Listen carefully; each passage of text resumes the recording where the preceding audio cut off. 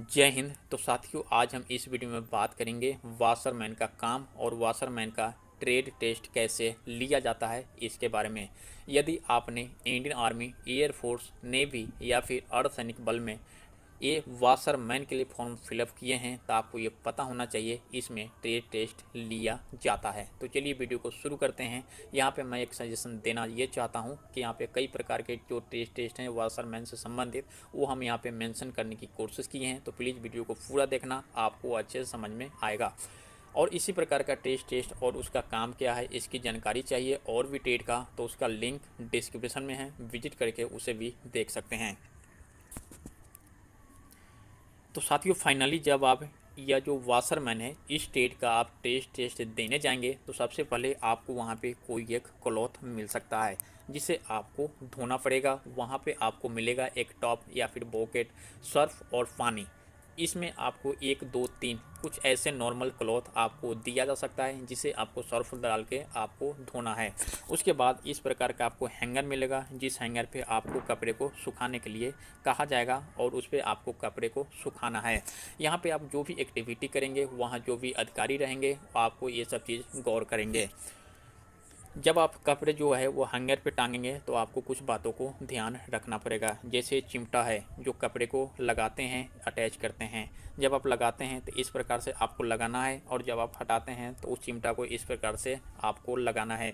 यानी कि जब हटा लेंगे तो चिमटा की जो नुकीली है ऊपर की तरफ होना चाहिए और जब कपड़े इसमें लगाते हैं तो आपको नीचे की तरफ अटैच होना चाहिए। कम से कम एक क्लॉथ में कपड़े के हिसाब से, जैसे बनियान है तो 4 लगाने की ज़रूरत नहीं है, लेकिन कम से कम 2 जो है चिमटा आपको लगाना पड़ेगा।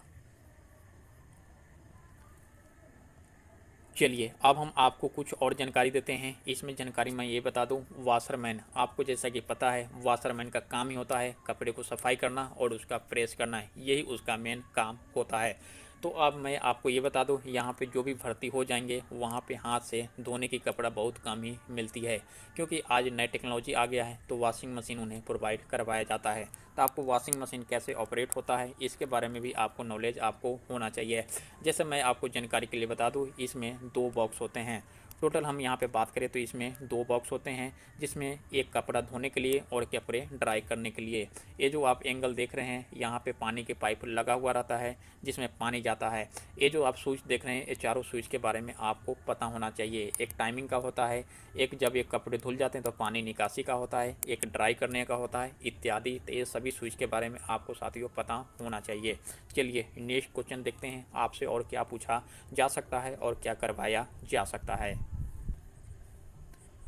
जब आप प्रेस करने के लिए जाएंगे तो आप देखेंगे कि इस प्रकार का भी आपको फ्रेश मिल सकता है या फिर इस प्रकार का भी फ्रेश मिल सकता है। पहले ये कोयला का आता था लेकिन अभी दोनों इलेक्ट्रिक जो है इस प्रकार की आपको फ्रेश आयरन देखने को मिलेगा।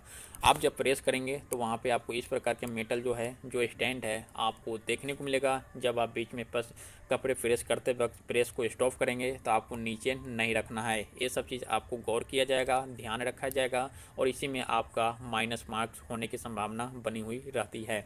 तो जब इस प्रकार का जो फ्रेश आपको मिले तो इस प्रकार का स्टैंड होगा, इस पे आपको रखना है, नहीं कि नीचे रखना है। लेकिन जब आपका इलेक्ट्रॉनिक मिले तो ये आप अगर स्टैंड रहेगा तो इस पर रखना है, नहीं तो आपको इस प्रकार से जैसे इलेक्ट्रिक वाला आप देख रहे हैं यहाँ पे खड़ा है तो इस प्रकार से आपको खड़ा करके रखना है बीच में जब प्रेस छोड़ते हैं तब। चलिए आप देखते हैं कि आपसे और भी इसमें क्या ध्यान रखना चाहिए। साथ ही यहाँ पे मैं आपको जानकारी दे दूँ, मान लीजिए कि आपको शॉर्ट दे दिया प्रेस करने के लिए तो आप कैसे करेंगे। तो सबसे पहले आपको कॉलर फ्रेश करना है, फिर दोनों बाजू फ्रेश करना है, फिर आपको फ्रंट फ्रेश करना है। फ्रंट के लिए आप इसको अंदर से ही कर सकते हैं या फिर फ्रंट उल्टा करके भी आप कर सकते हैं, जैसे आपकी सुविधा हो वैसे आप फ्रेश कर सकते हैं। लास्ट में आपको जो है वह फ्रंट आपको फ्रेश करना पड़ेगा। अभी जो कॉलर, बाजू, उसके बाद बैक, उसके बाद लास्ट में आपको फ्रंट। उसके बाद जब आपको इसको इस हैंगर में कैसे लगाना है वो भी आपको यहाँ पे आना होना चाहिए। मान लीजिए कि शर्ट और पैंट मिला तो सबसे पहले हैंगर में आपको पैंट लगाना है, आधे पर से फोल्ड करना है और जब शर्ट लगा देते हैं तो ऊपर का जो बटन रहेगा उसे आपको एकमात्र बटन ऊपर का आपको पैक कर देना, यानी कि बटन को लगा देना है।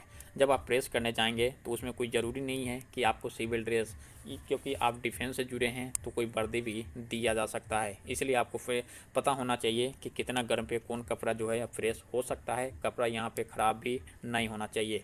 अब चलिए और भी देखते हैं और भी आपसे क्या क्या वहाँ पे करवाया जा सकता है।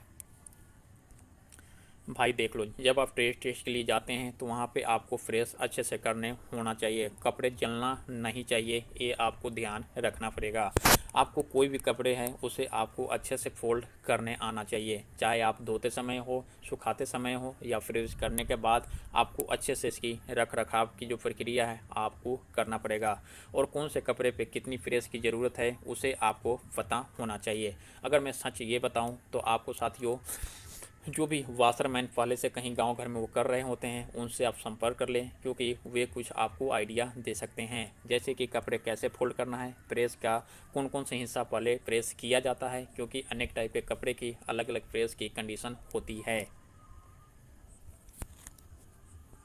तो यहाँ पे सारी बात जो है आपको मेंशन किया जाएगा, और आप जो भी एक्टिविटी वहाँ पे करेंगे आपको सभी चीज़ वहाँ पे गौर किया जाएगा। साथ ही साथ मैं ये भी आपको बताते चलूँ, जब ये आप ट्री टेस्ट दे रहे होते हैं, एक्टिविटी कर रहे होते हैं, तो ये सारा चीज़ वो जो अधिकारी होता है, वहाँ जो स्टाफ होता है, वह आपसे जो भी एक्टिविटी है वह गौर कर रहा होता है और आपको पता भी नहीं चलता है। इसलिए जो भी आप अगला कार्रवाई करेंगे तो सिर्फ आपको ध्यान में रख के करेंगे।